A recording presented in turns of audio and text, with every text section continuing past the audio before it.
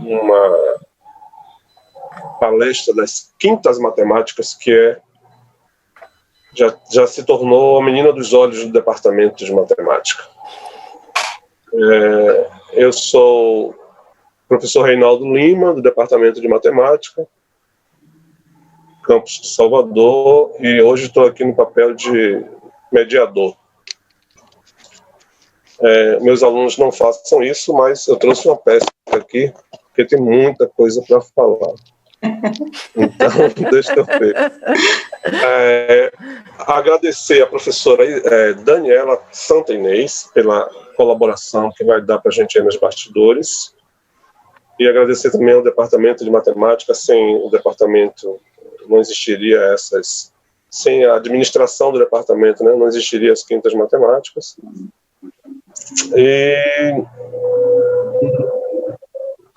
Agradecimento e tal. Bom, aí tem um textinho aqui rápido que eu vou ler para vocês. Olha só.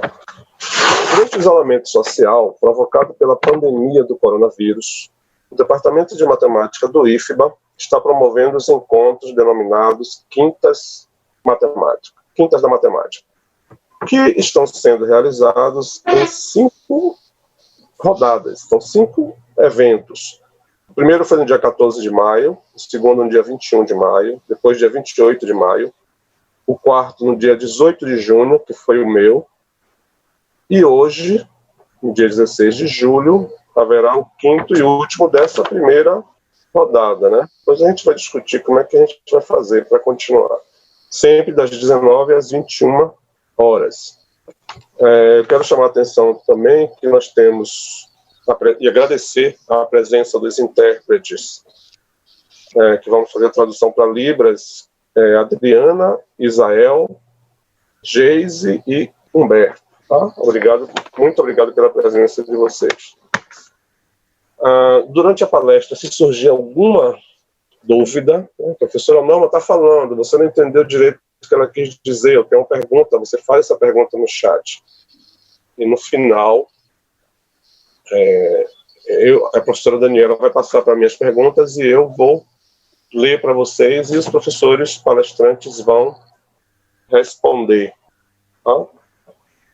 Bom, outra coisa importante, nos últimos 15 minutos, faltando 15 minutos para acabar a palestra aproximadamente, será publicado um link no chat. Este link tem 2 finalidades. Um vai ser um formulário para você fazer uma avaliação da palestra. Tá? As opções são gostei, adorei, maravilhoso, essas coisas. E também, com o mesmo link, você vai ter acesso a pedir o seu certificado. Você bota seu nome, CPF, vai ter certificado como participante da palestra. Tá? A partir de agora, eu peço a vocês que desliguem os microfones e desliguem as câmeras de vídeo, por favor. E a gente vai começar a falar da palestra de hoje, que é intitulada Desvendando a Função Densidade de Probabilidade Normal. Essa palestra, que tem um viés estatístico, né? Ela terá como palestrantes os professores Luiz Vasquez Gonzalez, a professora Norma Souza de Oliveira e o professor Walter Cassioli Porto. Tá? Essa apresentação vai ter a seguinte ordem. A professora Norma vai começar, vai falar sobre Gauss, falar um pouco sobre a biografia de Gauss, curiosidades, e vai introduzir a função densidade de probabilidade normal, chamando atenção para alguns aspectos estatísticos. Posteriormente, o professor Vasquez olha a importância do professor Vasquez, vai desvendar a função através do cálculo. E, finalmente, o professor Walter vai concluir com a apresentação de um exemplo de aplicação. Eu vou, para que vocês conheçam um pouco mais os nossos palestrantes, vou fazer um resumo dos títulos deles, porque se não fosse um resumo, a gente ia ficar umas 2 horas aqui só falando. Professora Norma, Ela é graduada em licenciatura em matemática pela Universidade Católica do Salvador, é especialista no ensino técnico pelo Centro Federal de Educação Profissional e Tecnológica de Minas Gerais, mestre em pedagogia profissional pelo Instituto Pedagógico para Educação Técnica e Profissional, doutora em estatística e experimentação agropecuária pela Universidade Federal de Lavras. Exerceu diversas funções administrativas no IFBA, dentre elas, foi chefe de gabinete da reitoria e diretora do IFBA, campus de Ceabra. Nem eu sabia disso, que tinha sido diretora de Ceabra, campus de Ceabra. É professora da carreira de Educação Básica, Técnica e Tecnológica do Instituto Federal de Educação, Ciência e Tecnologia da Bahia. Atualmente ministra aulas para turmas do ensino subsequente e superior. O professor Luiz Vasquez Gonzalez, tem doutorado em Estatística e Experimentação Agropecuária pela Universidade Federal de Lavras, também em Minas Gerais, mestrado em Matemática Pura, na área de análise pela Universidade Federal da Bahia, graduação em Licenciatura em Matemática pela Universidade Católica do Salvador. E, finalmente, o professor Walter Acioli Costa Porto, que é engenheiro mecânico pela Universidade Federal da Bahia, é licenciado em Matemática pela Universidade Católica do Salvador, mestre em Administração pela Unifax. Rapaz, o sujeito é versátil, hein? É engenheiro, matemático e administrador, e é doutor em Estatística pela Universidade Federal de Lavras, docente há 25 anos no IFBA e em outras instituições de ensino. Área de interesse, estatística aplicada.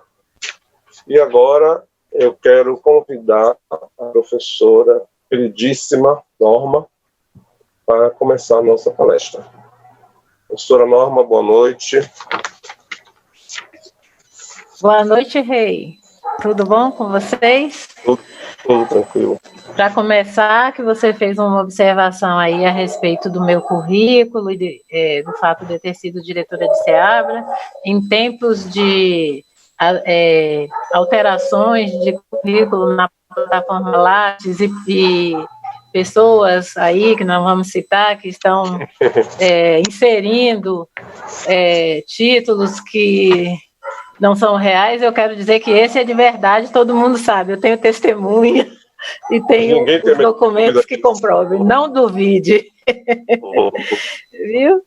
Então, boa noite a todos, meus queridos alunos que estão nos assistindo, nos prestigiando, né? Desde já agradecemos pela presença de todos, os colegas também do departamento. Eu quero só chamar mais uma vez a atenção aqui, que nós temos 4 intérpretes de Libras, né, que são Adriana, Isael, Geise e Humberto, né, a cada 15 minutos, em média 10, 15 minutos, um deles estará fazendo a tradução, né. Então, o participante que quiser ver, né, a tradução para Libras deverá clicar na janelinha do intérprete, ok?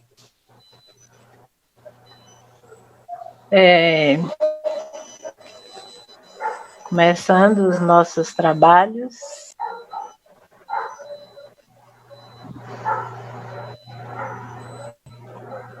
Então, nós vamos desvendar a função densidade de probabilidade normal.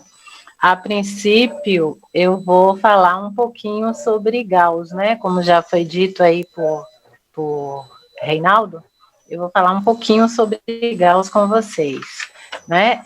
Os professores já foram ditos, né? Ressaltar aí e agradecer também o nosso mediador, o professor Reinaldo de Oliveira Lima, né? Que está fazendo esse trabalho, ele apresentou todo mundo e eu apresento ele, tá?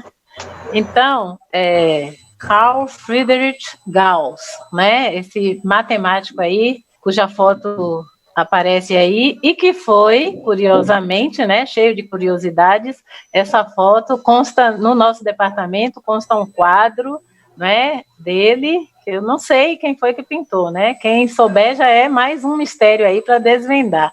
Quem pintou o quadro de Gauss que está no departamento de matemática? Ele era conhecido como o príncipe da matemática, né? Tem várias razões para isso. A história fala muito a respeito disso, tá? Ele, ao mesmo tempo que ele era conhecido como o príncipe da matemática, ele considerava a matemática como a rainha de todas as ciências, né? Então ele tinha assim muito apreço, muito amor pela matemática. E isso começou desde cedo, né? Desde criança ele já mostrava características do que ele viria a ser em relação à matemática. Ele nasceu em 1977 na Alemanha, tá? Aos 12 anos, ele já tinha assim, um olhar de desconfiança sobre a geometria euclidiana. Mas a história fala que ele, com 3 anos, ele fez uma correção de um cálculo que o pai dele estava fazendo, né? Então, já com 3 anos de idade, o pai estava fazendo um acerto lá de contas, umas contas, e somou errado. E ele corrigiu o pai. Nessa idade de 3 anos, ele corrigiu uma conta errada que o pai tinha feito. Com 7 anos, já na escola, o professor lançou um desafio para os meninos, para as crianças de 7 anos, qual seria o resultado da soma dos 100 primeiros números inteiros. E ele, assim, mal o professor terminou de falar, ele respondeu imediatamente o resultado, 5.050, né?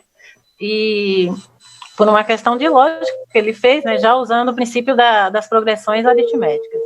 Então, foi uma criança precoce, né? Ele já teve esse dom, né? Não sei se a física, a química ou Deus explica o que foi Gauss, o fenômeno Gauss. Tá? Ele atuou em diversas áreas, ele foi matemático, astrônomo, físico,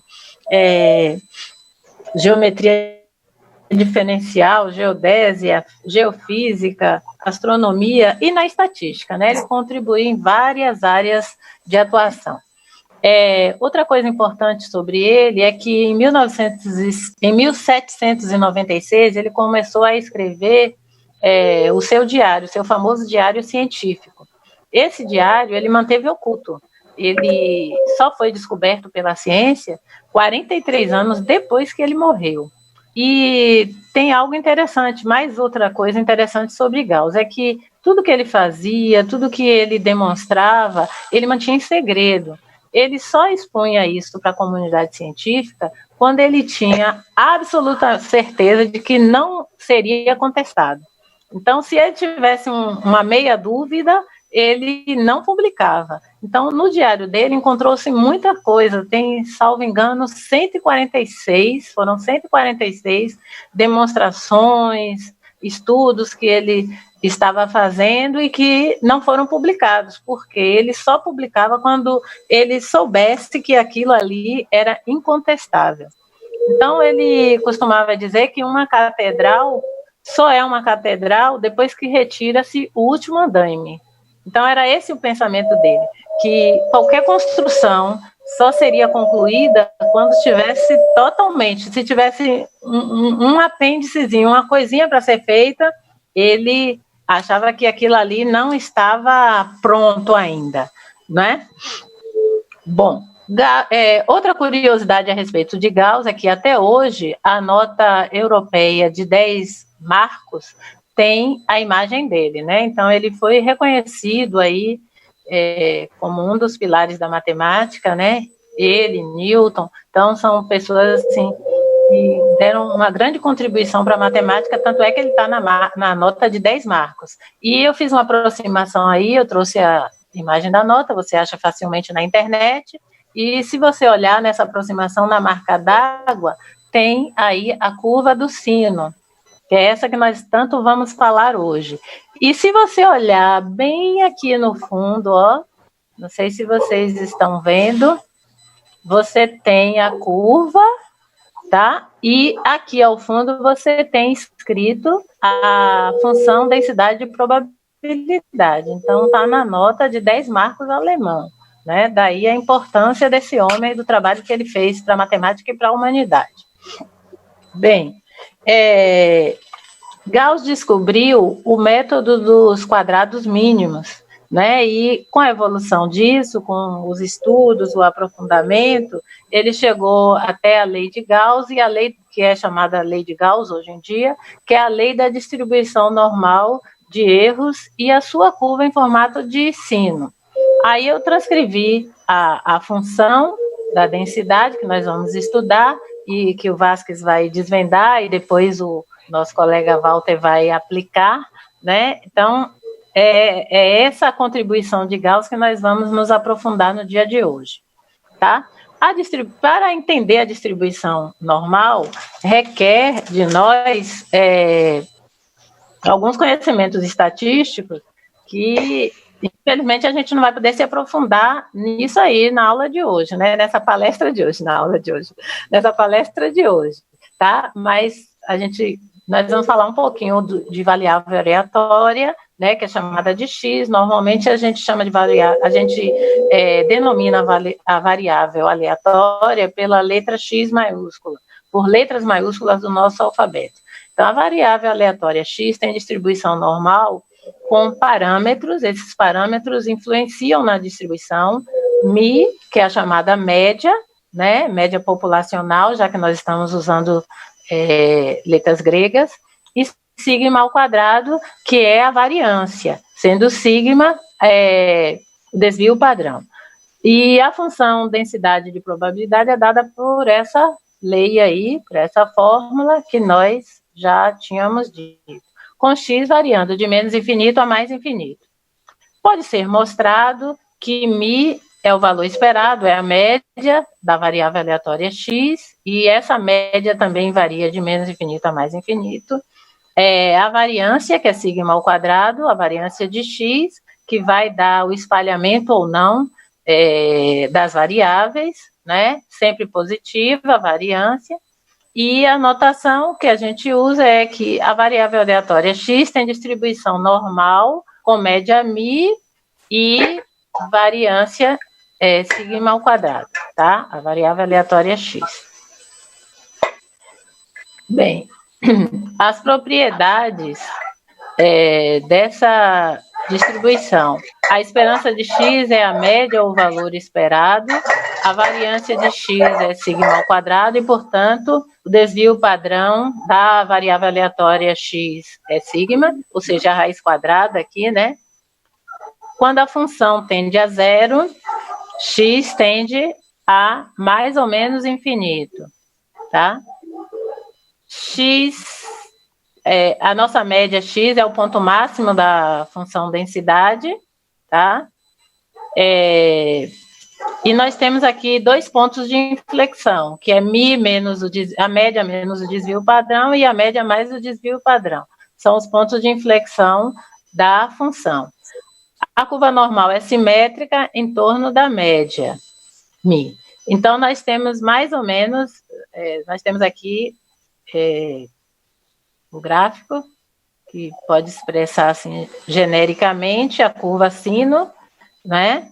Aqui a sua amplitude, o ponto médio, que é a simetria do gráfico, tá? E aqui representado μ menos sigma, μ mais sigma, os pontos de inflexão. Esses dois parâmetros, média e variância, influenciam a curva.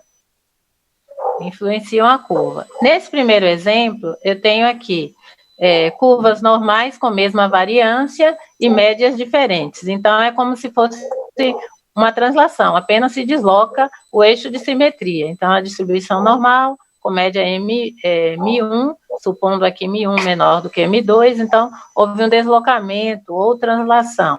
Mas elas têm a mesma amplitude aqui, porque a variância é a mesma, né? Lembrando que a variância aqui, ela influencia nessa amplitude. No outro slide, a gente tem outra situação, que é mantendo a média e variando a variância. Observe que, quando a variância é maior, que é esse segundo gráfico aqui, essa segunda curva em vermelho, as médias ficam mais espalhadas, né? A curva fica mais, digamos, achatada em relação à variância menor, porque os dados ficam mais agrupados em torno da média. Então, essa é a primeira parte estatística e descritiva, assim, dos parâmetros e do gráfico que eu queria apresentar. Algum colega quer completar? Então, segue o nosso colega Vasquez agora. Você sai, não é isso o nome? Já interrompi.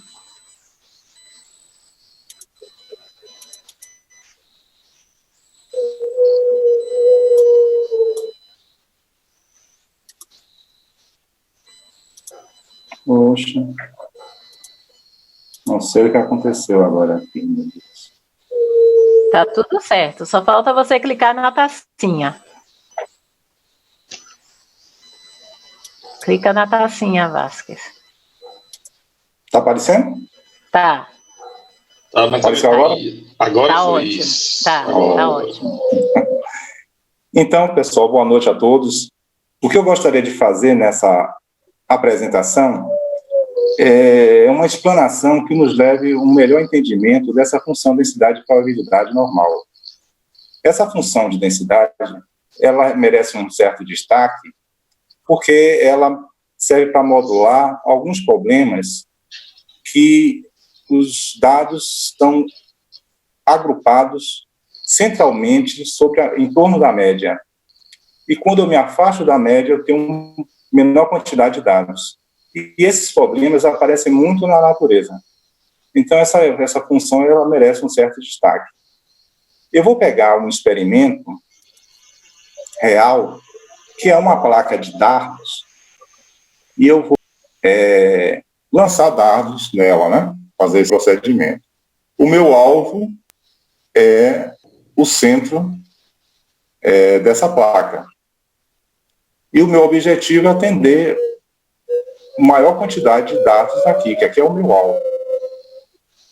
Agora, em vez de eu trabalhar com experimento real, eu vou fazer um experimento mental para eu ficar com uma melhor explicação. A placa de dados, eu vou imaginar o plano, um plano cartesiano. Então, é infinito, ela já não tem mais. O meu alvo agora eu vou deixar na origem. Eu vou lançar dados que eu quero que alcance a origem. E vou lançar infinita quantidade de dados, né? Então, eu posso pensar nesse plano cartesiano também numa divisão como polar, né? Repare, um ponto que está aqui, ó, ele está distante da origem, essa distância aqui eu vou chamar de R. E esse ângulo, ó, então esse ponto daqui, XY, pode estar associado também a um R e a um ângulo. Mas vamos ver mais para frente. Qual é o nosso problema mesmo?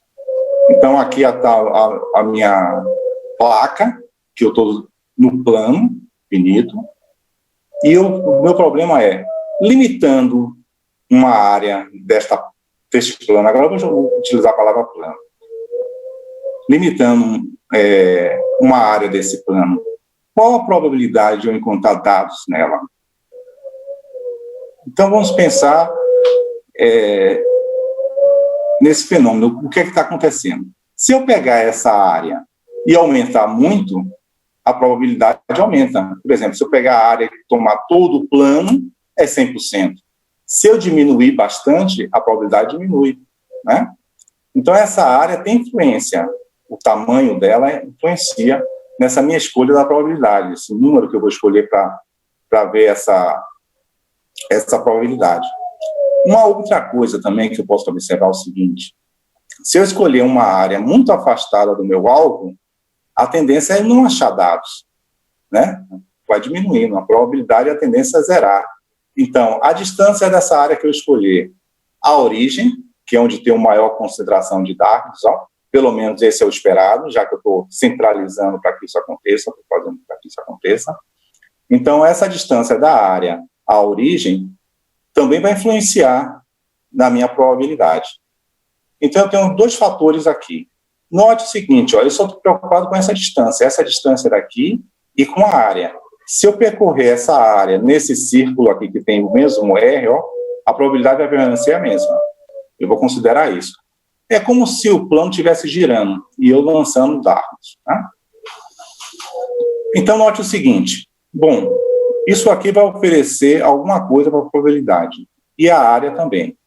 Então, eu vou pegar o produto dessas coisas. Mas não é o R em si que ele oferece. Ele pode ser associado, esse número daqui, associado a uma função. Pode ser um R ao quadrado, um seno de R. Então, eu vou pegar uma função de R que me dê essa magnitude de probabilidade, né? Aqui. E vou pegar a área, que é ΔX, ΔY. Então, eu peguei aqui a função ômega-R. Ômega só depende de R, ó. Embora o θ esteja aqui também. Aqui eu posso imaginar, se eu pensar numa expressão em R, imaginar que o θ está mais 0 θ. Então, né? Embora ela seja uma função de duas variáveis, mas a segunda variável não está influenciando no valor do ômega. Ok? Por outro lado, eu posso imaginar também que esse R ele está relacionado com as coordenadas XY no plano cartesiano. Então, esse XY aqui, eu vou imaginar uma outra função que seja F. A F de X e a F de Y. E vou dar o produto delas, como tendo essa mesma dificuldade aqui, WR. Então, WR igual a F de X, F de Y. Ok? Note o seguinte, que X e Y são independentes. Se eu der o R, eu acho o X e o Y, né, dando o ômega, tá vendo? Agora, se eu der o valor de X, eu não sei o valor de Y. O valor de Y e X são independentes. Ó. Então, agora eu vou trabalhar com essa igualdade do meu experimento lá que eu fiz mentalmente. Né? Voltando aqui, note o seguinte, que a probabilidades aqui, ó, o que eu quis dizer sobre essa probabilidade não mudar quando eu girar isso aqui, isso me leva a pensar o seguinte, bom, a probabilidade de eu alcançar, de eu ter dados desse lado aqui, ó, só desse lado, é 50%. Só desse lado é 50%. Ou só nessa parte aqui, é 1/4. Né? Então, a gente vai ter essa noçãozinha de probabilidade. Já já eu volto sobre isso. Agora eu vou usar um cálculo aqui. Os cálculos para a gente tentar encontrar alguma função que relacione com esse meu problema. Eu já tenho essa igualdade aqui. Note que R aqui está em função de x e y, né? Então, ela aqui. Então, ela é raiz quadrada de x ao quadrado menos quadrado. Aqui é x, aqui é y, Pitágoras, então fica raiz quadrada. Ó. Eu poderia, por tentativa, tentar achar uma função que desse essa igualdade. Ômega, raiz quadrada de x ao quadrado, y ao quadrado, igual a f de x, f de y. Mas eu tenho algumas ferramentas de cálculo, eu vou ficar tentando isso, né? Eu tenho algumas ferramentas de cálculo que vão nos ajudar. Bom, eu vou pegar essa igualdade e vou derivar na variável θ. Como eu disse a vocês, essa função aqui só depende, ela só recebe a influência do R. Então, a derivada parcial em θ será 0. Eu vou derivar aqui em θ também essa função. Aqui é um produto de funções, eu uso a derivada de todas as funções. Então, eu vou derivar a primeira, vezes a segunda vezes a primeira, a soma. Essa função f de x aqui, ó, o x está em função, aqui é a forma polar, que eu fiz a trigonometria aqui. Então, o x está em função de r cosseno θ.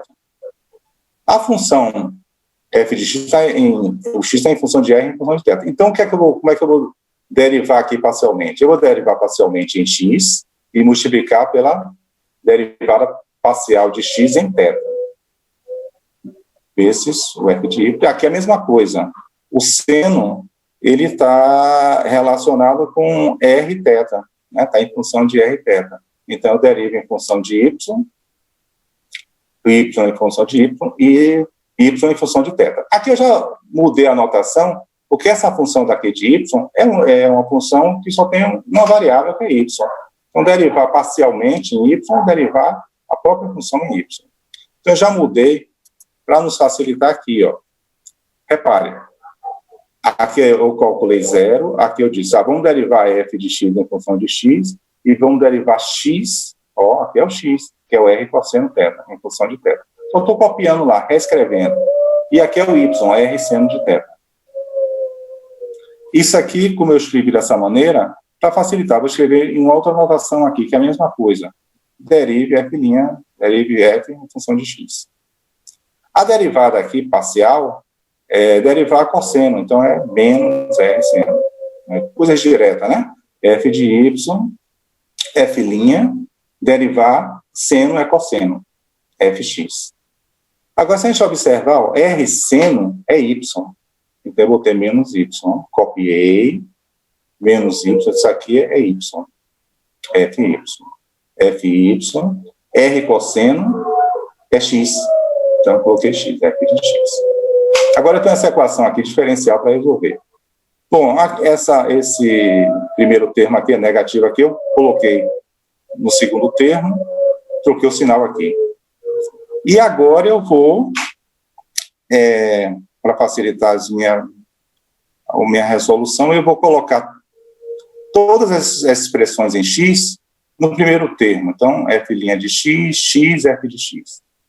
E em y, f' de y, y e f de y. Ok?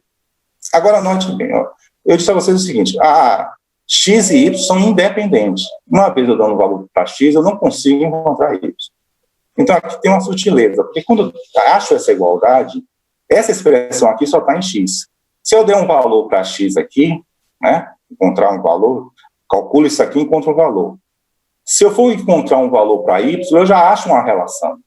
Aí, quando eu dizer x igual a 3, e você encontrar o y aqui, você já tem uma relação. E x e y eu não quero que tenha relação. Então, quando eu encontrar esse valor daqui, eu vou deixar o y variando. O y não vai ser essa igualdade diretamente.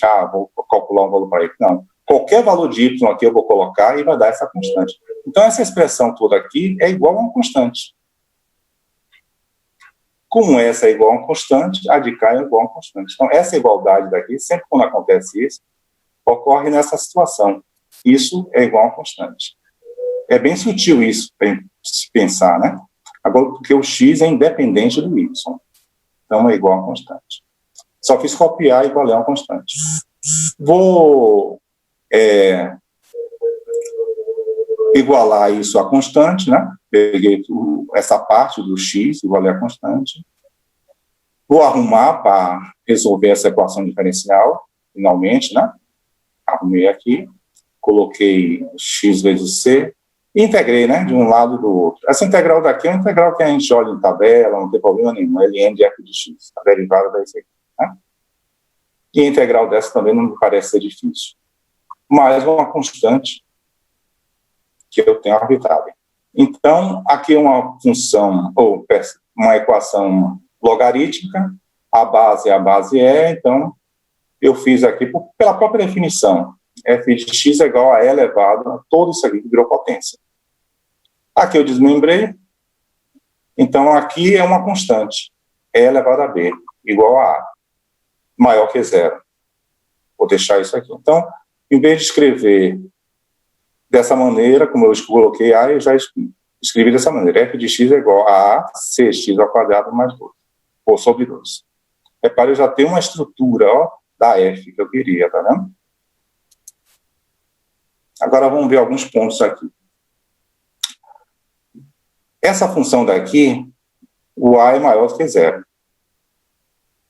Aqui a exponencial sempre é maior do que zero, independente da potência. Então a função é positiva. Ok? Isso é importante observar, porque essa função de probabilidade, eu quero que ela seja positiva. A probabilidade, ela tem que ficar entre 0 e 100%, ou entre 0 e 1. Então é necessário, primeiro ponto, ela ser positiva. Então, isso eu já consegui aqui, ó. Por outro lado, note o seguinte.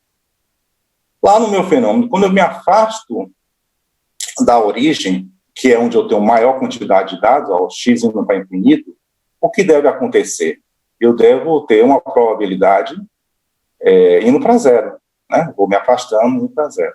Então, é de se esperar que essa constante daqui seja negativa. Se ela for positiva e aumentar o x, ó, ela estoura, vai por infinito, né? Então, é necessário que ela seja negativa para que isso aqui tenda a zero. Então, eu já concluo que o a é positivo e o c é negativo, menor que zero. Uma outra característica que a gente pode ver nessa função é que ela é uma função par. Tanto faz f de x menos f de x dá o mesmo valor, que dá ao quadrado, né? Isso é imediato. Então, isso torna simétrica em relação a y, essa função. Agora, continuando nossa análise. Se tomarmos a região ΔX e ΔY, todo o plano, a probabilidade de encontrarmos dados é 100%. Isso já foi falado, né? Então, eu vou pegar aqui, ó, e vou integrar a minha função de menos infinito a mais infinito e vou igualar a 1, que é o 100%. Isso eu preciso, é outra característica da função de densidade e probabilidade. A integral da função de densidade e probabilidade de menos infinito a mais infinito tem que ser igual a 1. Porque todos os casos, então, estão aqui. Então, a probabilidade é 1 de acontecer.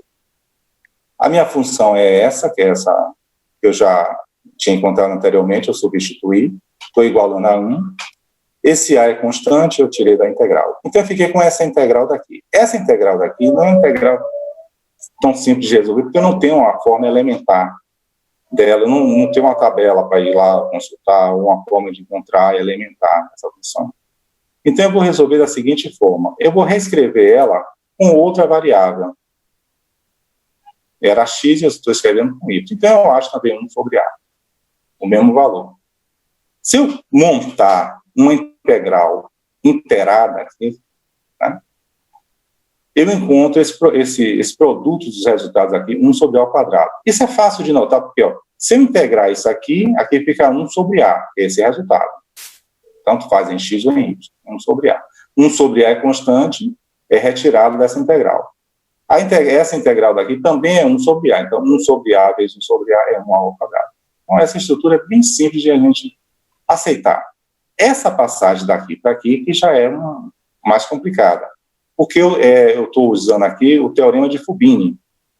Ele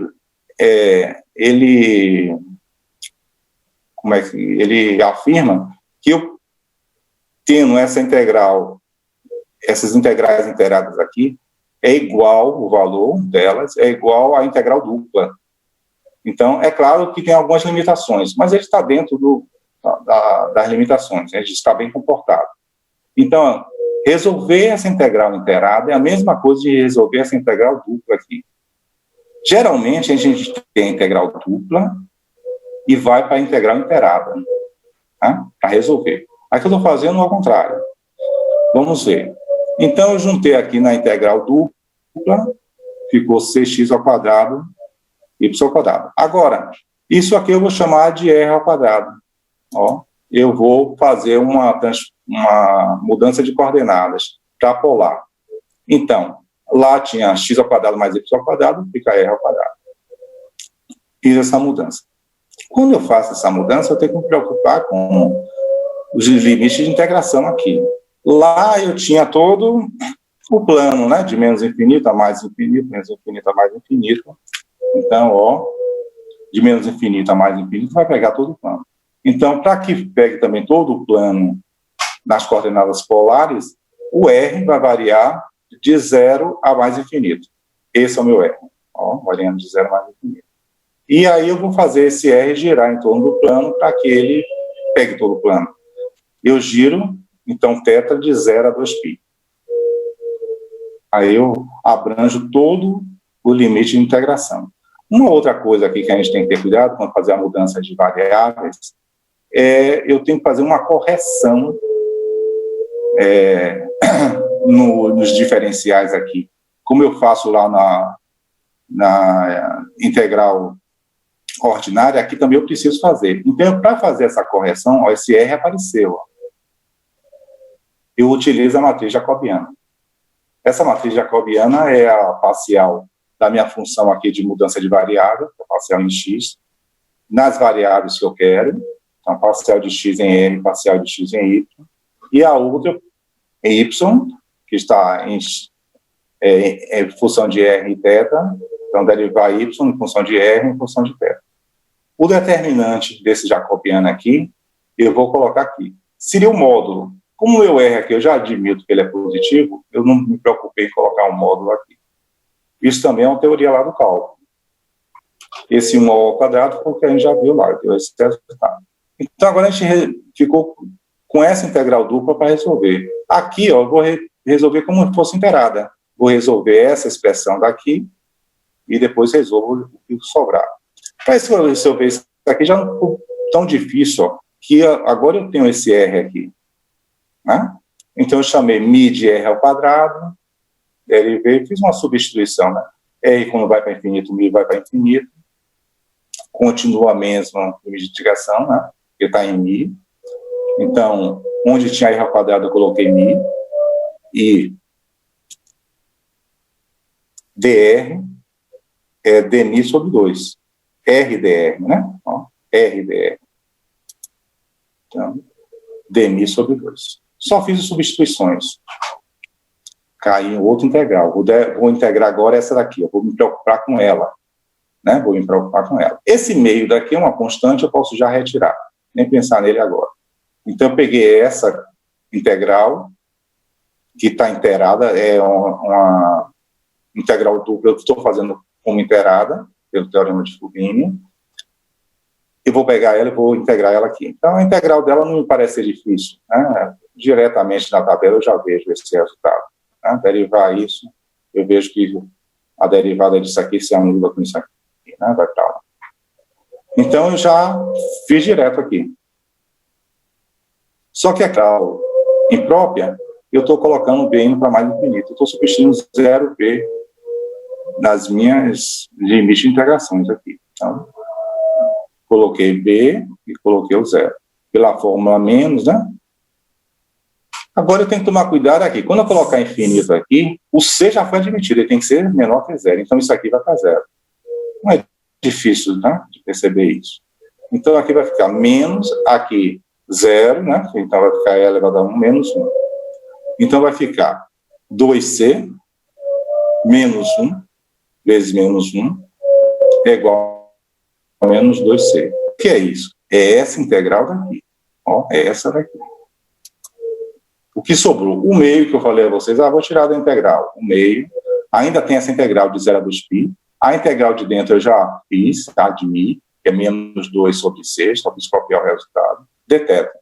Essa integral, isso aqui tudo é constante, né? Então essa integral é θ. Entre 0 e 2π, fica 2π. Né? Substituo 2π em θ, substituo 0 em θ, fica 2π. Então, meio, menos 2c, e a integral que eu calculei, 2π. Isso é 1 sobre A ao quadrado. Então, daqui eu tirei o valor, relacionei o valor de C ao valor de A. Né? Cortando, trabalhando com isso, eu relacionei. O A é maior que 0, então a raiz eu estou utilizando só o positivo, e o C é menor que 0. Repare, eu estou tomando cuidado de colocar isso para ver que a gente está no campo real. Né?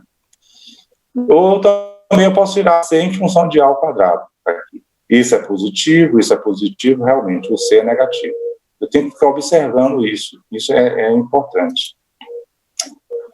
Continuamos. Já tenho essas duas relações entre A e C. Achei. Da minha função lá, que é A, né? É L, né? Ok. A variância para as variáveis aleatórias, né? A gente pode calcular a densidade, a média igual a 0.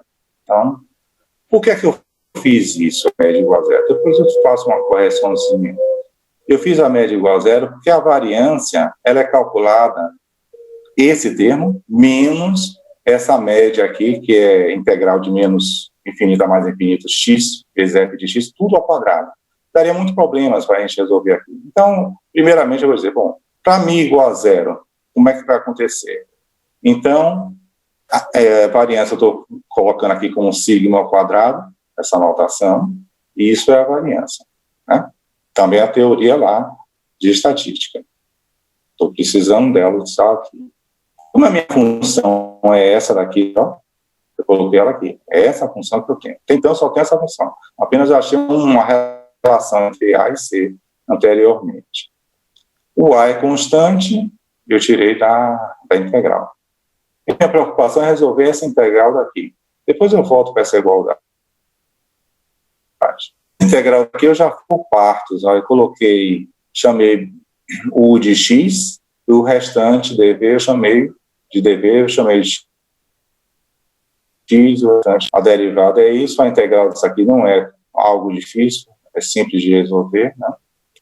E aqui está a integral disso aqui, eu estou resolvendo, eu vou utilizar, por parte não é o v, eu multipliquei x vezes isso, é isso aqui, já estou substituindo que é de mais infinito a menos infinito, então é uma integral imprópria, então está de menos b a b. Né? Coloquei b, menos b. Para substituir aqui, v du. V essa expressão, então, v essa expressão, 1 sobre c, ok? Du é dx, ok. Agora, olhando para isso aqui, eu vou substituir o b aqui, depois o menos b. Tanto faz o b ou menos b, ó, ao quadrado, vai ser o mesmo valor. Eu só vou analisar para o b. Quando eu coloco o b aqui, repare que o c é negativo. Então, essa expressão daqui tende a zero. Só que essa tende para infinito. Essa daqui é superior. Ela é exponencial. A gente chama ordem superior essas funções. Então, esse limite daqui vai para zero. Tanto faz com b como menos b. Isso aqui ó, diminui muito mais rapidamente do que isso aumenta. É claro que isso eu deveria usar um L'Hopital, alguma coisa para justificar, mas intuitivamente já é observado isso, né? É bem interessante. Então, isso é zero. Menos a integral disso aqui, ó. Essa parte daqui, essa 1 sobre c é constante.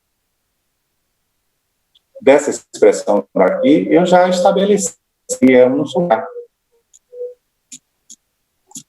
Aqui, tá vendo? Eu caí nela, 1 sobre a. Eu já estabeleci isso.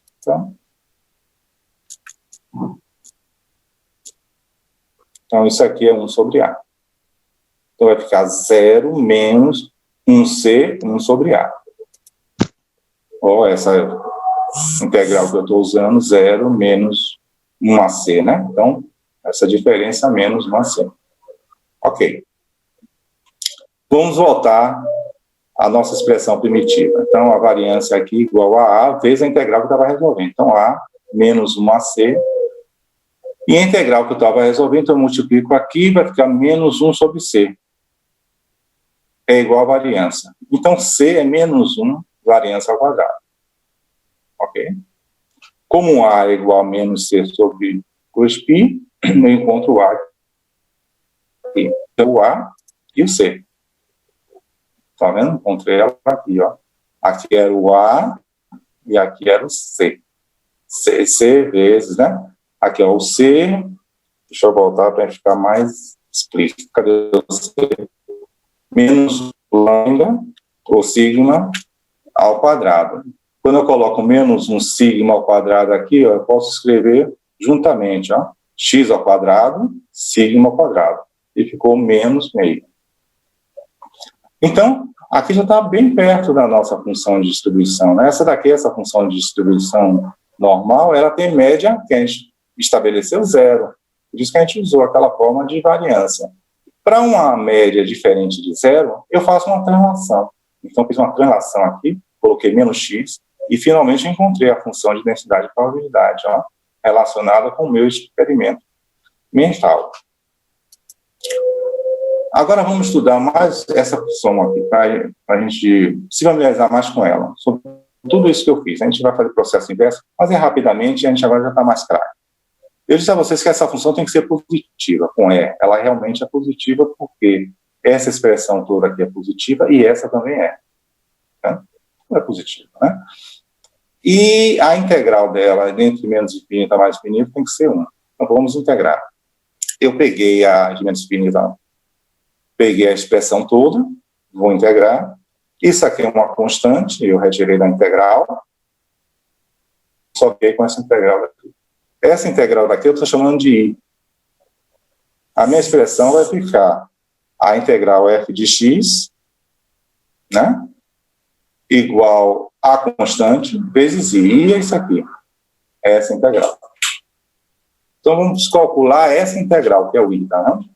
Então, lembrado, eu falei, ó, essa expressão daqui não dá para a gente calcular diretamente. Não encontro na tabela, não encontro uma forma elementar. Então, a mesma coisa, eu vou pensar aqui em trocar a variável para y, e essas integrais aqui ficam a mesma, fica igual, porque não muda nada aqui. Ó. Então, esse valor aqui é i, o de cá também vai ser i. Então, o produto delas, ó, é i ao quadrado. E esse produto é a mesma coisa de integrar inteirada, né? Como eu falei lá, como eu montei. Lá eu montei a inteirada, aqui eu montei o produto, para a gente ver da mesma maneira. Então, vai cair nessa integral dupla. Estou fazendo o mesmo procedimento, agora no sentido oposto.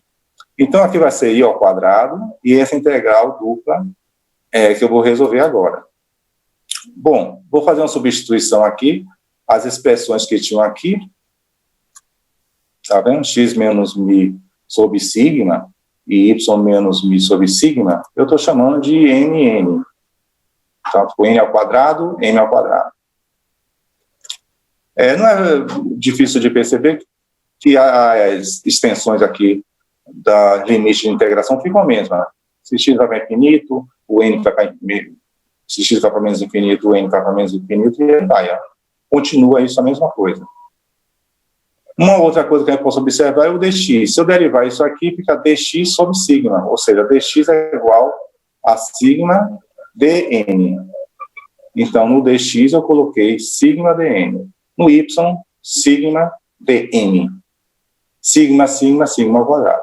Eu retiro esse sigma, porque ele é constante, e agora eu vou resolver isso aqui. Ó, essa expressão. Vou para polar, novamente, vou caindo na mesma. Indo para polar, chamei disso, essa expressão daqui de r ao quadrado. Calculo jacobiano, no nosso caso, as coordenadas aqui de mudança de variável são as mesmas, então vai dar r, jacobiano. Os limites de integração continuam também no mesmo posicionamento, de 0 a mais infinito. De 0 a mais infinito aqui é o r, de 0 a 2π é o θ, para abranger todo o plano. Calculando isso aqui, que não é algo difícil, eu vou calcular a inteirada aqui, ó, essa porção daqui, tá vendo? Eu recopiei aqui, ó. Então, a derivada disso aqui não é difícil, tá aqui, ou a integral, perdão, tá aqui. Se eu derivar isso, eu vou encontrar isso. E aqui, como é imprópria, eu coloquei limite b indo para infinito. Então, tá aqui. Então, substituir b, né? Então, fica b ao quadrado e o zero. Aqui na fórmula é menos, aqui tem menos, fica mais, e aí vai, né? Aqui, ó, repare, isso aqui zero. Né? O b indo para infinito aqui menos, tende a zero, e esse aqui fica 1. Então, voltando para a minha integral. I ao quadrado é sigma ao quadrado, né? Ó, sigma ao quadrado, deixa eu botar para essa daqui. Perdão, essa daqui. Isso tudo aqui eu achei igual a 1. Ó. Então, 0 a 2π, 1 dθ. É igual, então, eu já fui direto aqui. Essa integral daqui é 2π, já vimos isso, não tem muito se pensar. Então, i ao quadrado é sigma ao quadrado vezes 2π. Tirou a raiz, ficou isso aqui. Então, na minha expressão, que eu estava lá, que era todo esse daqui, eu cheguei a constante vezes i, porque i eu chamei isso aqui. O i está aqui, eu calculei, então dá 1 mesmo. Realmente está batendo os cálculos. Ok, então ela é uma função de probabilidade, ela obedece ser positiva e a integral de mais infinito a menos infinito igual a 1. Agora vamos dar uma olhadinha no gráfico, ver o gráfico dela, como é o gráfico dela. Já vamos para um outro passo. Né? Vou construir o gráfico. Então, construir o gráfico, eu vou estudar aqui as extensões. X indo para menos infinito, x indo para mais infinito. Não é difícil notar que é zero, né? Porque essa expressão daqui, se aumentar muito, tudo isso aqui está no denominador, na verdade, né? Então, vai para zero. Né? Fácil de observar. Então, quando eu vou para x para mais infinito ou para menos infinito, a função tende a ir para zero. a função é positiva também, outra, né? Quem já viu isso. O grafo da f de x é simétrico em relação à reta x igual a μ. Ó, para saber se é simétrico em relação a x igual a μ, a f de μ mais k é um número, seja um número positivo, ou μ menos k tem que dar igual, ou de um lado ou do outro tem que dar o mesmo valor, para que seja simétrico igual a μ. Então eu peguei e substituí na minha função aqui. Onde tem x, eu coloquei μk. Aqui só fica k, tá vendo? Se eu colocar μ menos k, também o μ desaparece, só fica menos k. Como está ao quadrado, é igual. Não importa esses cálculos que eu fiz, mas é imediato. Então, ela é simétrica em relação a μ. X igual a μ. Intervalo de crescimento. Intervalo de crescimento, eu vou usar a propriedade da derivada. Então, vou derivar a função estudada, essa função daqui. Derivei em x, é claro, que é a minha variável. E depois eu arrumei. E eu vou estudar o sinal dela. Ela que vai me dizer onde a função cresce ou decresce. O sinal aqui, observe, isso tudo aqui, essa parte toda aqui é positiva. Então, o que vai me dar o sinal mesmo é só esse fator. Então, esse fator daqui, se x for menor que μ, a derivada vai ser maior que zero. Né? Então, x sendo menor que μ, a derivada é positiva. Realmente, se for menor, aqui fica positivo. A função cresce. E se for maior, a função decresce. Se aqui for maior, né, com sinal negativo, fica a derivada menor que zero, decresce. Isso já foi logo imediato, por quê? Vou estudar a concavidade. A concavidade é derivar a derivada segunda da função. A derivada segunda é derivar essa função daqui, né? Essa função já tem a primeira derivada, vou derivar mais uma vez. Derivar uma vez, arrumando, né? Derivei mais uma. Eu fico com essa expressão toda que é positiva, ó, essa expressão toda aqui é positiva, e fico com essa daqui que vai me dar o sinal. Então, eu trouxe ela lá para cá. Então, eu calculei as raízes, é fácil perceber que isso é raiz, para substituir aqui. Substituindo aqui, só sobra o menos sigma, né? Que o μ corta, então só sobra menos ao quadrado zero. E sigma também só sigma e zero. Se eu pegar nessas raízes aqui e adicionar uma constante, a constante aqui vai fazer com que a função toda, essa porção daqui, fique positiva. Ela vai sobrar aqui a mais, vai ficar sigma mais alguma coisa. Né? Essa constante positiva. Então, se eu colocar uma constante aqui também, ela vai ficar mais alguma coisa. Então, fora das raízes, essa expressão toda aqui vai ficar positiva. Entre as raízes, negativa. E a gente vai usar esse teorema. Então, com um sinal, né, positivo, a concavidade é para cima. Negativo, a concavidade é para baixo. Então, ó, fora das raízes, ó, a concavidade aqui é para cima, ó, tá vendo? É como se estivesse aqui, assim, ó, concavidade para cima. Né? Aqui parece que continua, mas não, aqui há uma mudança de concavidade. Entre as raízes μ menos sigma, μ mais sigma, a concavidade para baixo, muda. Isso aqui a gente chama ponto de inflexão. Para cima, aqui a tendência seria fazer isso aqui, talvez, tá vendo? Concavidade para cima. Mas chega aqui a uma interrupção nesse movimento. Concavidade para baixo. Concavidade para baixo, está entre, tá vendo? Acima, concavidade para cima. Porque é positivo. Uma coisa que a gente estudou lá foi o sinal da função positivo, ok? O crescimento, a derivada primeira. A gente percebeu que a derivada primeira é positiva. Abaixo de μ, né? Vou voltar aqui para vocês verem, né?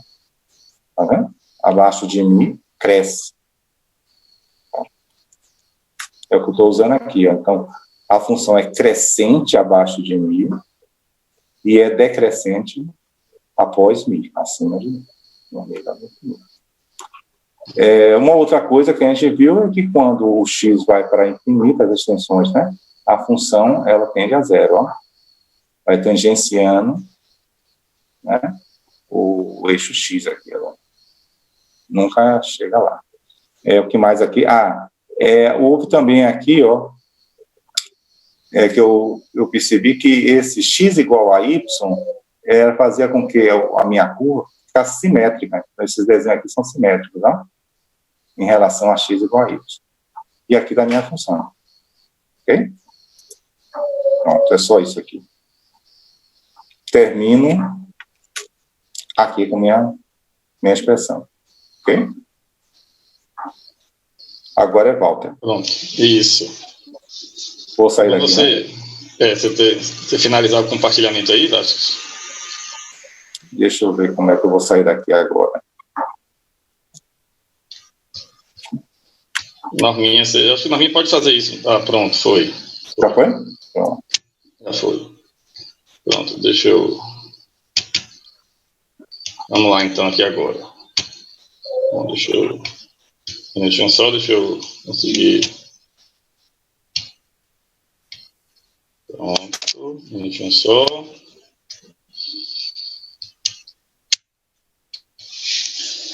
Bom, vamos lá. Então, continuando aqui de onde, né, Vasquez comentou aí, né, assim, então a gente percebe que o cálculo ele está muito forte na estatística, né? Na verdade, quando a gente tem uma visão mais superficial da estatística, a gente pensa nela como, né, simplesmente a parte de cálculo com números, né? Mas com certeza, né, existe por trás dessa, né, de toda essa teoria que a gente estuda, tem com certeza um cálculo, né, de maneira bem aprofundada, tá?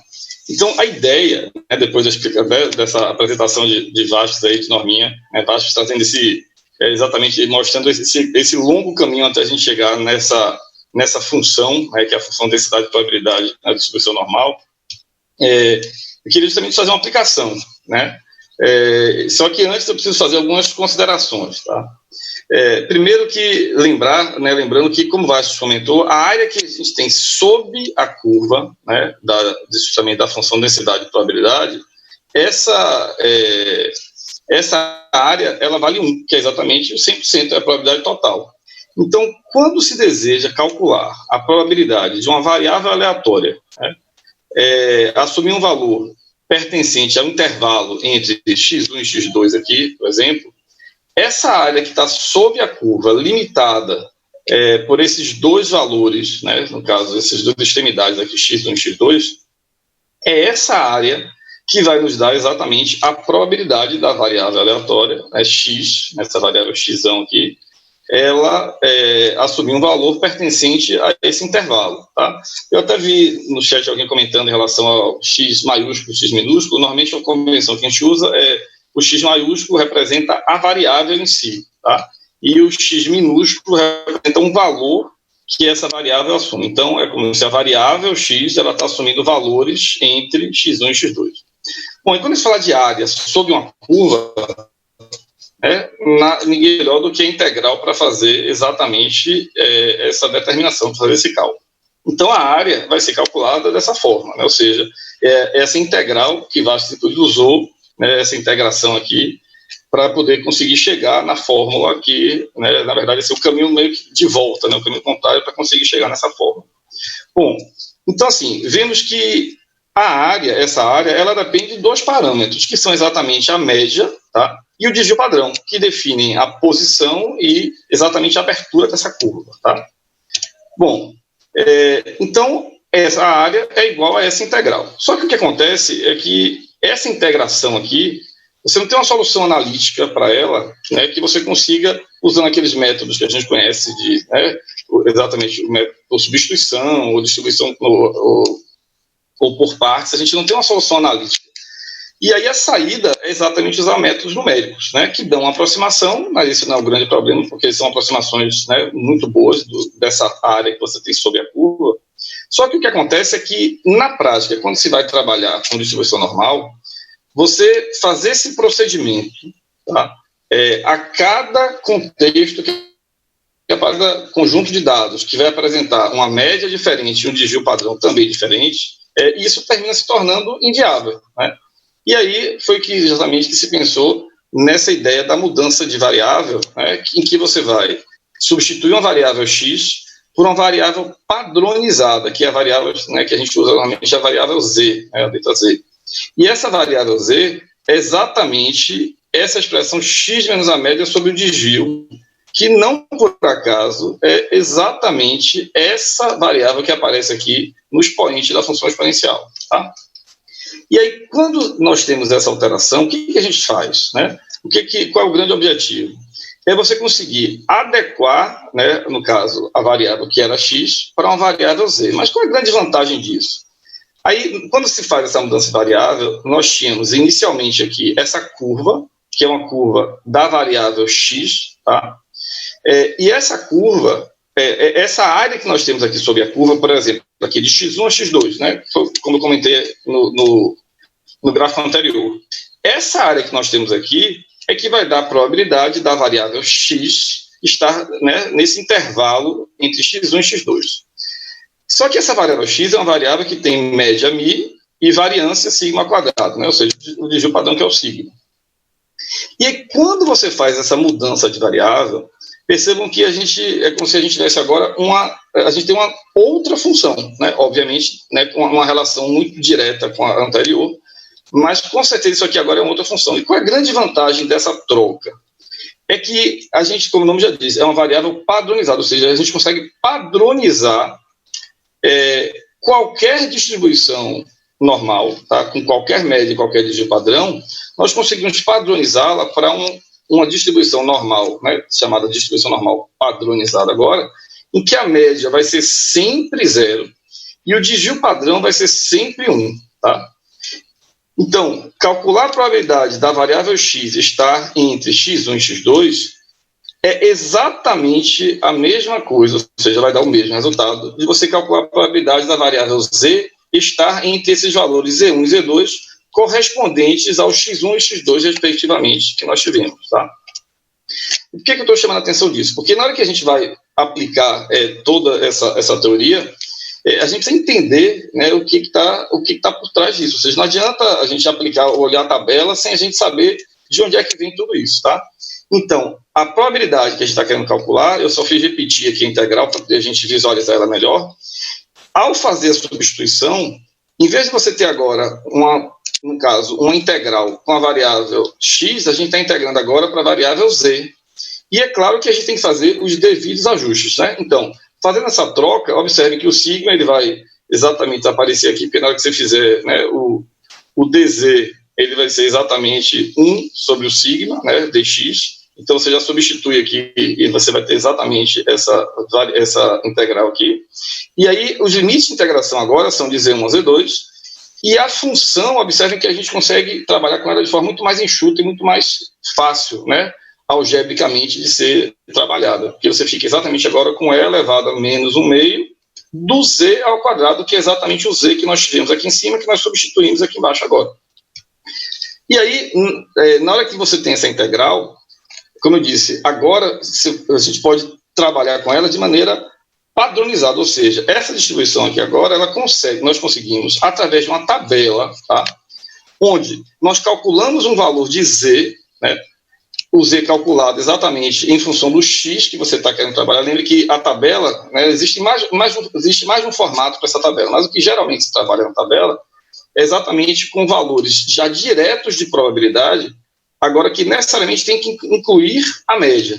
Então, a partir do z calculado, você vai na tabela, vou dar um exemplozinho depois aqui, e aí você já tem direto a área sob a curva entre o zero e o z calculado, que previamente já se calcula para cada valor de z. Então, se na hora que você tiver o z igual a 2,23, por exemplo, você vai ter exatamente a área do zero até esse 2,23 do valor de z, e aquilo já é padrão, vai poder ser utilizado para qualquer situação, desde que o z seja aquele valor, tá? E isso, né, termina tornando os problemas de cálculo, né, de estatística da distribuição normal, como sendo, assim, né, muito mais simples. Eu até comento, né, quando eu dou aula de estatística, exatamente, né, daquela MAST 219 para alunos, né, daqui da matemática, alunos das engenharias, e eu sempre comento que a teoria da distribuição normal é uma teoria, né, muito mais consistente, porque você termina precisando usar mesmo, né, muita coisa do cálculo integral, mas ela, na prática, né, na hora que você pega problemas para resolver, né, termina sendo mais fácil do que outras distribuições, né, que teoricamente são mais simples do que a distribuição normal. Tá? Bom, e aí eu trago um probleminha simples, só para ilustrar, na verdade, né, a ideia, que assim, imaginemos que na realização de uma prova escrita de um concurso público, o tempo gasto pelos muitos candidatos tem a distribuição normal, tá? em que a média é de 120 minutos e o desvio padrão 15 minutos. Então, foi feita uma análise dos tempos que eles gastaram, né, que cada um deles gastou, e aí a média foi 120, o desvio padrão foi 15. Aí a ideia é, se sortearmos um desses candidatos, qual é a probabilidade dele ter concluído a prova antes de 100 minutos? Observem que 100 minutos não é a média, tá? Mas como eu falei, na hora que você tem a tabela padronizada, você consegue calcular a probabilidade de qualquer intervalo, ainda que ele não inclua a média, desde que você faça uma composição, exatamente, de intervalos, incluindo a média, que é onde a tabela, né, tem um recurso, exatamente, consegue, na verdade, nos dar a informação de maneira muito clara. Pronto, então, calcular a probabilidade do x, que é o tempo, ser menor que 100, equivale à probabilidade da variável padronizada, que é z, ser menor do que, essa expressão aqui equivale exatamente ao valor de z para x igual a 100, a média 120 e o desvio padrão 15. E essa divisão aqui, essa expressão, na verdade, vai dar menos 1,33. Esse valor é um valor aproximado, né? As tabelas elas sempre trazem, né? Sempre obrigam a gente a trabalhar com valores aproximados quando você tem muitas casas decimais. Então, para esse z igual a menos 1,33, você na tabela, né, a ideia não é mostrar aqui tabela, ficar mostrando como é que usa a tabela, só para a gente, na verdade, saber que existe esse recurso, né, obviamente, para quem não tem essa informação. E aí a tabela ela já nos dá essa informação, que é o 0,4082. Só que esse número, 0,4082, ele corresponde a essa área daqui que nós temos em branco, entre o menos 1,33 e o zero. Ora, como o Vastos comentou de forma bem clara, que se a área sobre a curva é 50% e ela é simétrica em torno da média, à esquerda da média nós temos 50% dos valores. Ora, com 50% dos valores à esquerda, e aqui nessa regiãozinha que eu estou sinalizando aqui, nós temos 40,82%, né, ou 0,4082, significa dizer que essa região, que é a região que nos interessa calcular a probabilidade, vai ser exatamente o que falta para completar os 0,5. E aí a probabilidade termina sendo esse valor, 0,0918. Tá? Então a ideia dessa aplicação, como eu falei, não foi nem trazer um exemplo muito elaborado, com muitos detalhes, porque na verdade é só para mostrar como é que se dá essa transformação da variável x para a variável z. Tá? E a partir daí a tabela termina sendo um recurso que nos traz, né, eu digo sempre em sala, que nos traz a informação de mão beijada. Agora você tem que saber, obviamente, trabalhar com essa tabela. Ok? Bom, gente, e aí, né, o alvo que fez parte da nossa apresentação aí todo o tempo, nós atingimos finalmente o alvo, né, Vasques, que trouxe essa figura para a gente aqui, e aí nós finalizamos com, né, algumas referências que basearam, né, que foram utilizadas nessa apresentação, tá?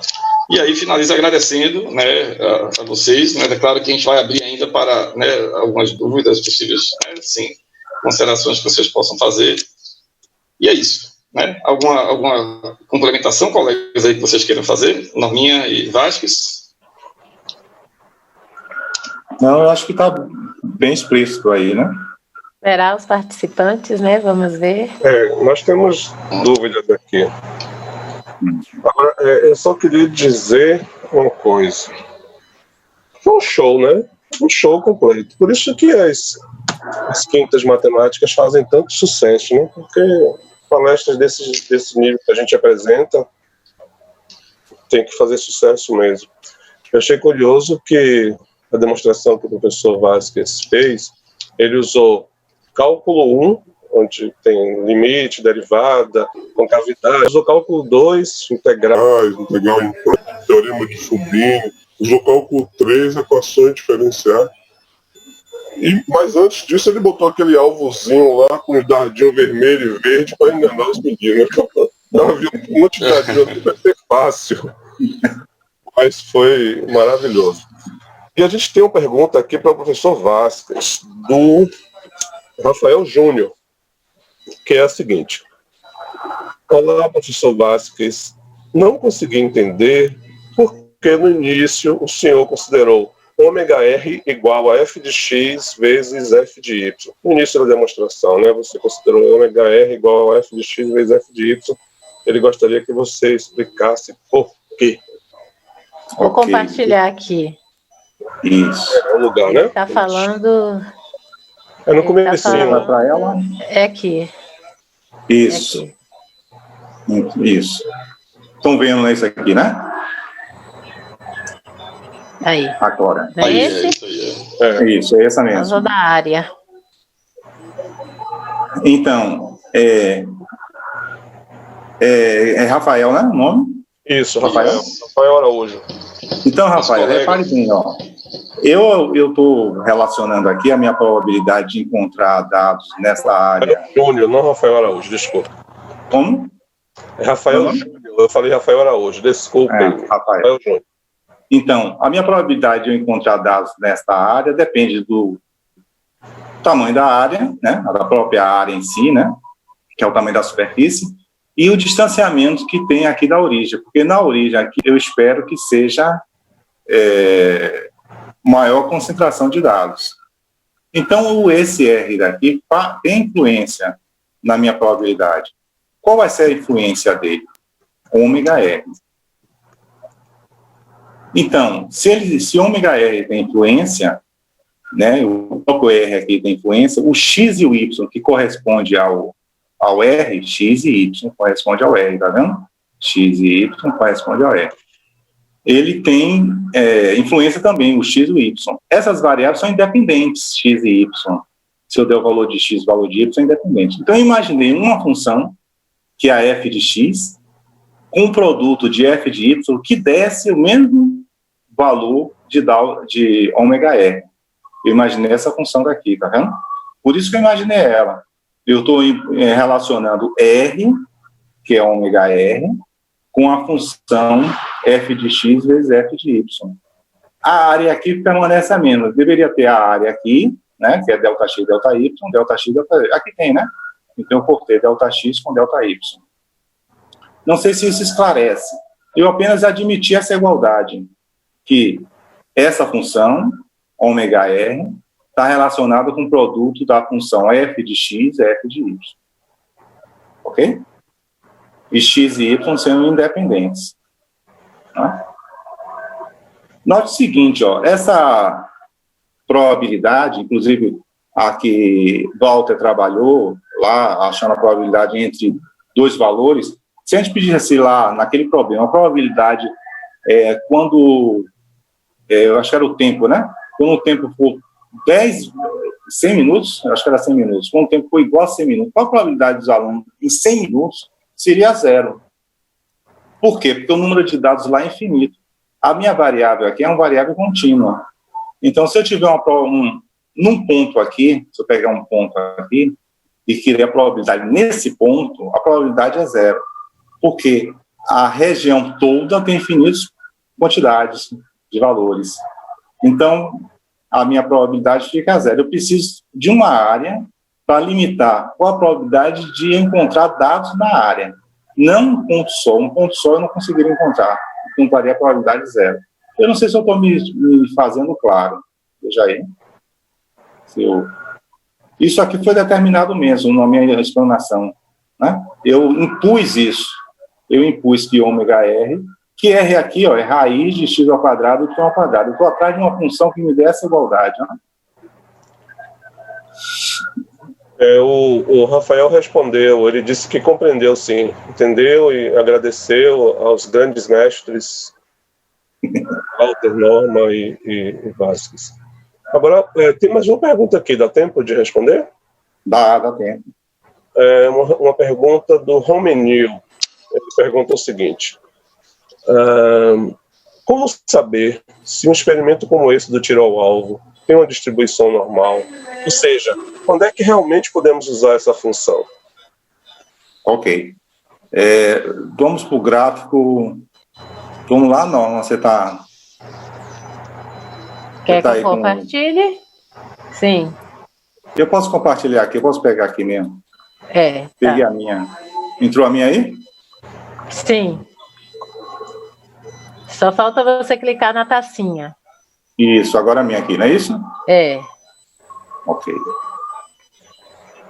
Pergunta como eu associar isso aqui a uma distribuição normal, né? Como eu falei no início, essa distribuição normal, ela obedece o seguinte: a maior quantidade de dados, ela está em torno de uma média. E a minha maior quantidade de dados aqui vai estar centralizada no centro, ó, aqui, ó. Então, a média aqui, se eu for calcular, ela deve dar um valor que esteja centrado, né, sobre esses valores. Eles não estão dissipados assim, aqui é o desenho, né? Mas aqui estão mais centrados aqui, estão centrados aqui na origem. Então, é de se esperar que esse experimento obedeça, assim, uma distribuição normal, onde os dados são agrupados no valor da média. É de se esperar. E aí, no desenvolvimento, a gente observou que é sim, né, que eu calculei tudo e achei a forma. Né? Mas isso é só na prática, viu? Quem foi que me perguntou? Romenil. Hein? Romenil. Então, isso a gente tem que observar na prática. A gente tem que calcular os valores todos, né? Calcular a média e observar que esses valores centralizam, se agrupam, né? Em torno ao redor da média. Só na prática mesmo. E aí fecha com a estatística. Mais alguma pergunta? Não, acho que não. Do X já foi respondido. Do X já foi respondido, E também depois foi comentado. Ele mesmo disse que viu, né? E Walter respondeu também do X. Exato. Alô? Uma pergunta rápida. O professor Reinaldo, o teorema do limite central, é que eu não consegui digitar. O teorema do limite o professor Reinaldo não apresentou a palestra, não, rapaz. Foi não. Sim, claro. É para você escolher aí o apresentador. Onde é que eu encaixo aí na curva de Gauss o teorema do limite central para a definição da gaussiana? Eu senti falta um pouquinho. Vasquez já está mostrando aí. O teorema do limite central, o que é que ele aborda? Né? Ele vai abordar justamente o agrupamento de dados em torno da média. Né? Esse agrupamento de dados em torno da média é que vai... eu não estou com o teorema aqui ao pé da letra, mas ele aborda isso. Então, essa relação que tem de eu agrupar, né, eu ter maior quantidade de dados ao redor da média. Né? Não sei qual é a relação que você queira mesmo, assim, direta, né? Você está falando. É porque, eu colaborando um pouco, aí o teorema fala que quanto mais infinitos, ou quando os dados tendem ao infinito, a curva tende a uma gaussiana, né? Então, porque o quê? Porque tende à média, né? A gaussiana... É isso mesmo, ó. A gaussiana está aqui, tá vendo a média? Aqui é a média. Quanto mais aumentar os dados vão ficar aqui em torno da média. É justamente o meu experimento lá, né? Então, quanto mais dados eu tiver, né, esses dados vão ficar aqui ao redor da média, sempre ao redor da média aqui, ó. Tá vendo? Aqui a maior quantidade, essa área daqui, ó, ela é maior do que uma área que eu pegue afastado da média, tá vendo? Então, isso aqui vai dar uma maior quantidade de dados, tá aqui, a maior quantidade de dados. A probabilidade aqui é maior de você encontrar, né? Isso aqui está relacionado com a área, então os números de dados aqui a gente vê no próprio gráfico, né? Que ele está aqui centrado na média, maior quantidade de dados, tá? Agora, a gaussiana, aqui a média, a gaussiana descreve isso bem nitidamente, né? Então, quanto mais dados eu tiver, mais dados estarão agrupados na média. E quando eu me afastar da média, será poucos dados, ó. Tá vendo? Me afastar das dados. Aqui são infinitos dados, né? Isso. Não sei se deu para esclarecer. Ok. Mais algum palestrante quer mais acrescentar mais alguma coisa? Não. Então, agradecer, né? Agradecer a participação de todos. E eu quero fazer um agradecimento especial ao professor Fernando Carneiro, que teve a ideia dessas palestras, e convidar o professor Fernando para as considerações finais e a gente encerrar. Por favor, professor Fernando. Ele está por aí, né? Tá. Sim. Boa noite a todos, boa noite a todas, boa noite aos colegas, boa noite aos palestrantes, boa noite aos alunos, né, aos discentes. É com muita honra, né, que a gente vai chegando ao final dessa primeira fase, como bem disse o professor Reinaldo lá no início do nosso evento. Foram cerca de 5 eventos, né, Rei? E nós estamos chegando ao fim desse primeiro ciclo, né? Estamos aí em conversação dentro desse GT, que é um GT da licenciatura, né, que foi promovido pelo departamento, e mais logo a gente possa, né, mais logo a gente tente planejar essa segunda fase, teremos novidades aí acerca dessas brilhantes noites, né, de quintas-feiras. Então, fiquem todos atentos ao retorno dessa segunda fase, e aqui a gente agradece o acolhimento de todos, né, de todos os colegas que participaram, de todos vocês, tem alguns alunos que são assíduos, né, todas as quintas-feiras estão aqui conosco, e a gente quer agradecer muito, né, agradecer também aos colegas dos outros campos, e aqui atenção especial ao professor Lopo, que está sempre aqui fazendo essa parceria, participando aqui conosco, né? Não só como coordenador do curso da licenciatura de Camaçari, como também ouvinte, né? E muitas vezes até perguntador, não é isso, professor Lopo?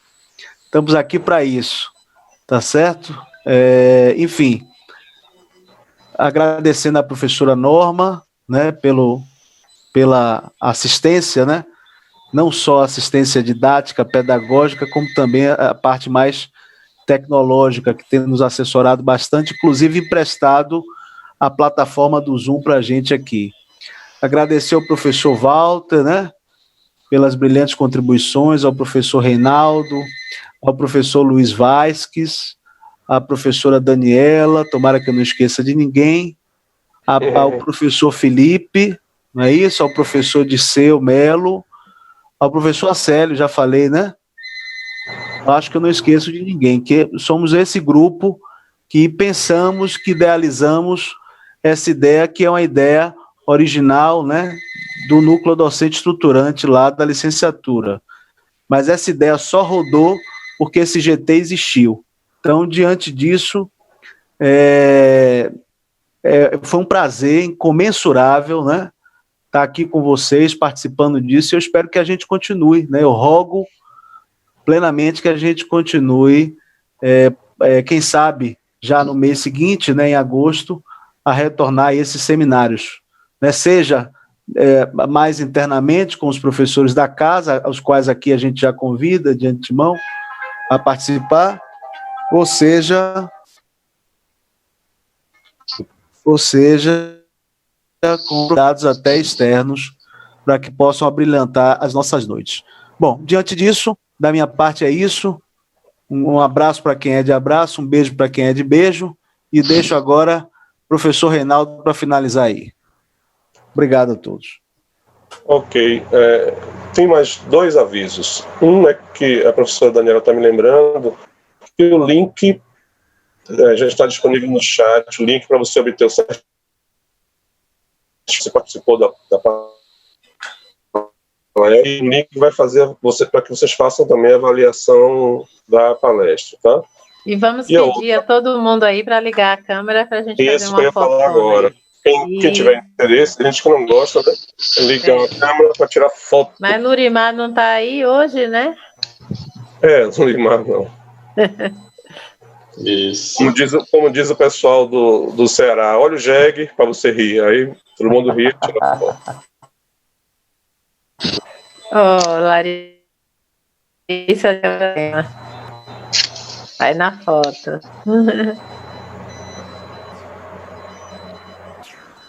E aí, tirei uma aqui. Tirar mais outra. Isabel também me ajuda.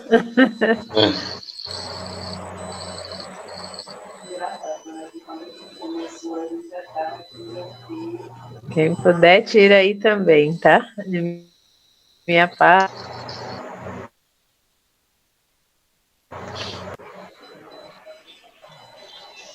Então, Fernando, Reinaldo vai encerrar. Walter quer falar mais alguma coisa? Vasquez? Dani? O professor Walter veio com a camisa do Bahia escondida. Opa, rapaz, esse pessoal das suas negras, viu? É ruim, viu? É ruim. Bom, mas é isso, também só reforçar o agradecimento aí a todos, a presença. Beleza. Já que é do Flamengo ali, né? Vitória não, é Flamengo. Mas tá representando. Obrigado. Pois é, agradecendo a Norminha e Vastos aí também pela parceria aí. Tem alguns alunos que mereciam um prêmio, né? Que estão todas as palestras aqui. Isaac é um deles, tem outros. É verdade. Rafael, você aí. Bom, agora vocês fiquem, né, professor Fernando, apresentar as novidades que nós teremos. Rei, me esqueci de agradecer aos intérpretes, né? Sim. Pelo lado do pai, a diretora, a professora Nádia, né, a psicóloga, e toda essa equipe que tem nos acompanhado, não é isso, Norma? Durante esses 5 eventos. Exato. Aí. Sempre, né? 3, 4 intérpretes. Hoje mesmo nós temos aí a estudante Daisy, que graças aos intérpretes acompanhar, tá aqui na minha tela. Ela acompanhou e eu tenho certeza que foi bom para ela, porque teve essa possibilidade, né, via intérpretes. Né? Nós passamos antes os slides, até para os intérpretes se apropriarem, porque tinha muita demonstração, eu sabia que seria complicada essa tradução, mas eu acho que funcionou. Tá? De minha parte, assim, estou muito satisfeita com o trabalho que a gente faz antes, né? O apoio que a gente dá, e aí foi muito bom, né? Com essa pandemia, com esse isolamento, é um momento que a gente vê, todo dia eu falo aqui, quando eu vejo vocês, vejo os colegas, né, já dá um alento assim pra gente, né? Já reaproxima, relembra o nosso trabalho que está tão parado, né? E é uma possibilidade que a gente tem. De minha parte, se depender de mim, continua. As matemáticas continuam. Estão aqui, Isabel, Disseu, Felipe, né? Hoje Edmeire também teve aí. Edmeire, Julian hoje acho que não pôde estar, mas também sempre está, já deixo o meu abraço aqui para ele. Então, a gente fica feliz, né? Com esse reencontro nosso virtual.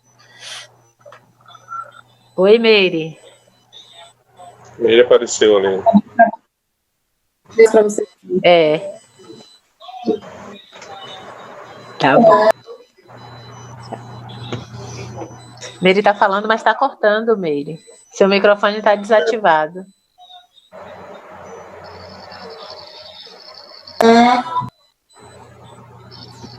Norminha?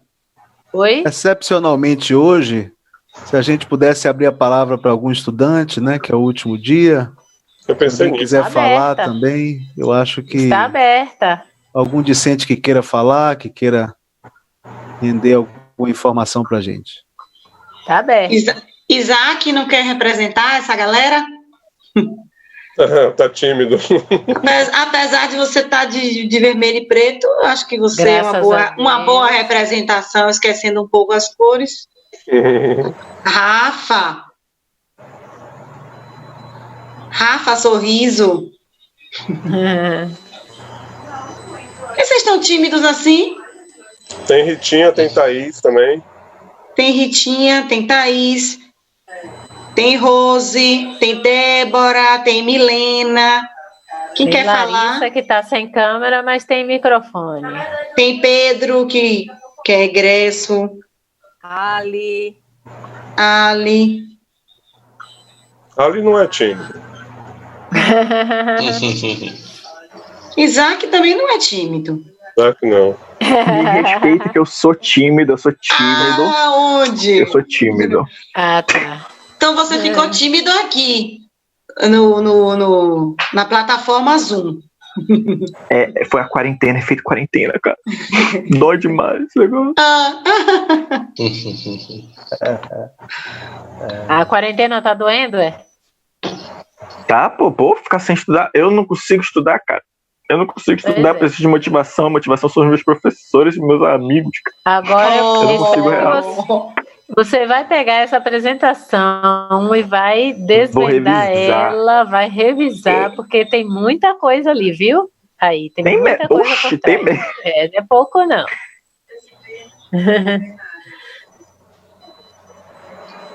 Mas sim, já que ninguém quer falar, eu vou falar rapidamente, bem rapidamente mesmo. Só queria agradecer, porque, primeiro, as quintas-feiras ficaram bem mais animadas para mim, porque eu não estava fazendo nada, eu estava simplesmente vivendo do ócio, e essas palestras ficaram, de certa forma, me acalentaram, de certa forma, em relação à matemática, em relação aos estudos, porque eu simplesmente estava desmotivado, estava deitado, a única coisa que eu fazia era levantar, comer, dormir e só. E pouca coisa eu fazia.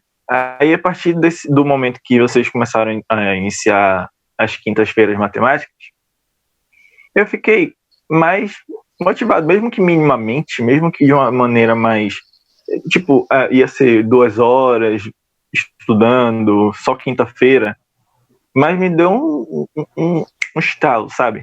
Então eu gostaria de agradecer à organização, a todos vocês, todos mesmo, por isso.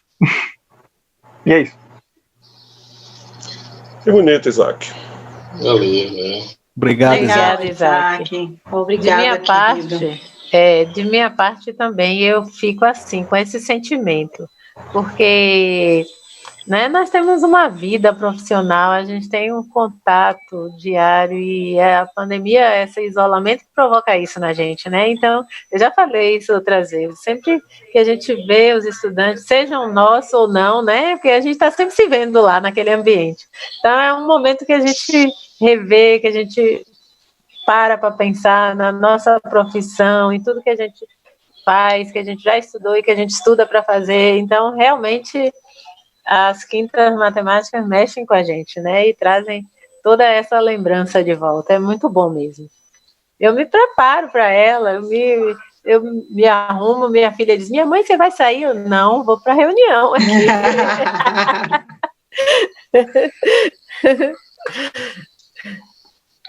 Isaac, não é só difícil para você estudar nesse período, é difícil para a gente também. Nós, professores, também a gente está sempre estudando e para a gente também é difícil estudar sem ter vocês nos motivando, né? A ir para a sala de aula, a preparar algo legal para vocês. É difícil também manter a nossa rotina de estudo, porque também estamos sem vocês, né? É difícil para todos. É verdade. Thaís disse que é tímida. Gente, eu gostaria de falar uma coisinha. Primeiro que concordo que é verdade que a gente que é um prazer a gente se ver nas quintas-feiras, né? Eu venho assim, os meus coleguinhas eu tenho visto com mais frequência, porque a gente vive em reunião, mas ver vocês, alunos e ex-alunos, assim, é uma alegria mesmo. Eu acho que eu venho mais para ver vocês, vou confessar, né? E para prestigiar os meus colegas, é claro. Mas, assim, pelo que você falou, Isaac, eu queria só compartilhar uma experiência que eu estou vivendo, que eu fiz uma divulgação, alguns, acho que a Ali, né, alguns estão participando, eu estou fazendo um curso, que assim, esse período já a gente tem a oportunidade de aprender muitas coisas. Eu participei já perdi o número de lives que eu participei e de quanta coisa interessante eu aprendi nesses meses. E eu estou fazendo um curso de Scratch. Scratch é um programa, né, visual, de blocos, que é para ajudar, que é muito propício para a gente aprender programação desde criança, porque ele pode ser trabalhado com crianças. Então, nesse curso, é um curso para a gente aprender a fazer jogos. Então, jogos tipo de ping-pong, Pac-Man, Jogo dos 15, aqueles joguinhos visuais. E aí a gente tem as aulas, né, assim, são videoaulas. O curso não é com mediação, o curso à distância aqui não é com mediação, mas tem um fórum onde a gente pode discutir, tem um grupo de WhatsApp onde todo mundo se ajuda e conversa e coloca as dificuldades. E ontem eu estava fazendo já o segundo jogo do curso. Sou péssima para jogar ping-pong e fiz o joguinho do pong, mas foi tão legal porque nas aulas depois alguém comentou assim, poxa, fazendo esse jogo, aquele do Pac-Man, que ele come as frutinhas e foge dos monstros, e aí você faz a tela e programa tudo, então disse assim, olha, aqui a gente trabalha plano cartesiano, porque tem que, números aleatórios, porque você tem que dar um percurso de número do bichinho caminhando na tela, e aí você tem que posicionar. Então, todo mundo disse assim, poxa, quanta matemática que a gente usou para programar esse jogo. Eu estou dando essa sugestão porque eu estou me divertindo muito fazendo esse curso, estou aprendendo coisas novas, e são coisas, assim, divertidas, né? Que são jogos. Então, o que você falou, assim, que estava aí de bobeira, é uma forma divertida a gente aprender alguma coisa. Se quiserem, depois eu repasso o link, porque você pode entrar no curso a qualquer momento e fazer no seu ritmo. Não tem cobrança de prazos. Então, fica a dica aí para a gente aproveitar bem, assim, para não se sentir desmotivado, né? Uma boa dica. É gratuito, Bel? Sim, é gratuito. Está sendo ministrado por Sérgio Dantas, que é quem ministra o curso Sérgio, é ótimo. de GeoGebra. Sérgio Não, é ótimo. ele não é como o curso do GeoGebra, porque quem já fez o curso do GeoGebra sabe que é um curso que, por módulos, com um acompanhamento assim, bem contínuo de moderadores, de professores, né, que acompanham e avaliação. Com avaliação, tudo. Esse não, esse é um alto curso, né? Assim, é modular, é tutorial, que você vai fazendo no seu tempo, mas tem essa galera que se ajuda bastante pelo grupo de WhatsApp. E mesmo quem não começou a fazer, pode entrar a qualquer momento, Bel? Pode entrar a qualquer momento. São 5 jogos, e aí você começa. Eu acho que eles estão postos, os jogos, com níveis de dificuldade, né? Então, o primeiro jogo é mais fácil, aí você vai lá, assiste as aulas e reproduz.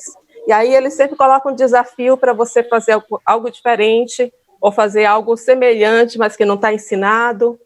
Aí depois você faz o primeiro jogo, você faz o segundo, ou não sei, eu acho que eu poderia já começar pelo último, porque dá para fazer tranquilamente.